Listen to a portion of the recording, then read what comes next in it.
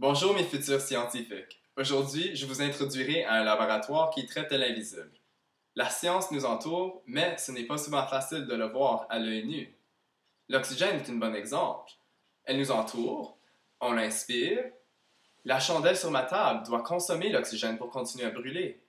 Et lorsqu'on enlève cette source d'oxygène, la chandelle s'éteint. Dans ce laboratoire, on explorera l'expérience de Joseph Priestley. Il a tenté de démontrer une interaction entre certains cycles en utilisant des souris.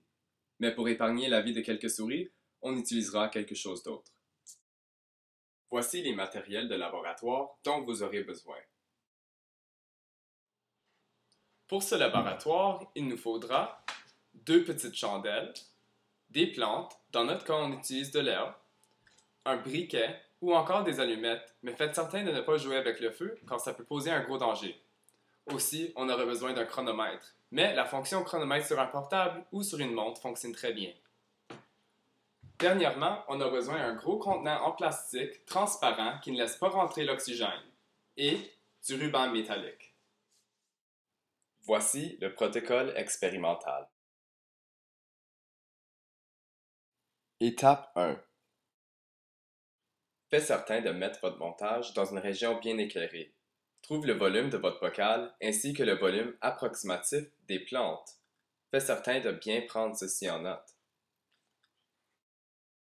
Étape 2.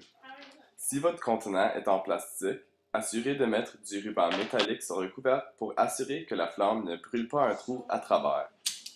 Étapes 3 et 4.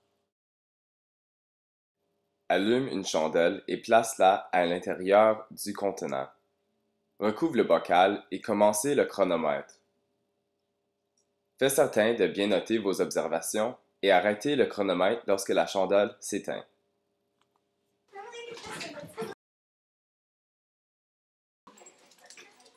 Étape 5.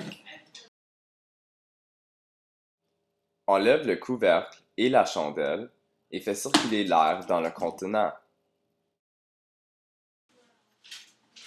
Étapes 6 et 7.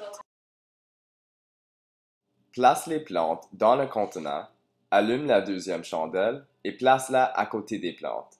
Fais attention de ne pas mettre la chandelle trop proche des plantes. Recouvrez le contenant et commence le chronomètre. Notez vos observations et arrête le chronomètre lorsque la chandelle s'éteint. Voici des questions qui vont t'aider à mieux comprendre le but du laboratoire.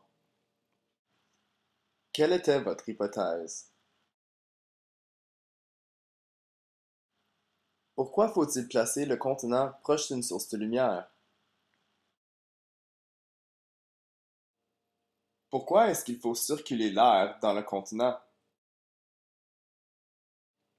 Quelle différence de temps observes-tu dans les deux parties de l'expérience? Quel est le volume du contenant avec et sans les plantes? Comment est-ce qu'on pourrait rallonger la vie de la chandelle? Si on aurait utilisé des souris au lieu d'une chandelle, quel processus consommerait l'oxygène? Qu'est-ce qui se passait lors de l'étape 7? Quel phénomène est-ce qu'on observe?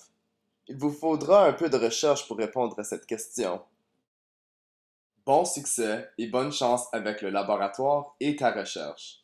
N'oublie pas de toujours demander des questions et d'essayer de trouver les réponses.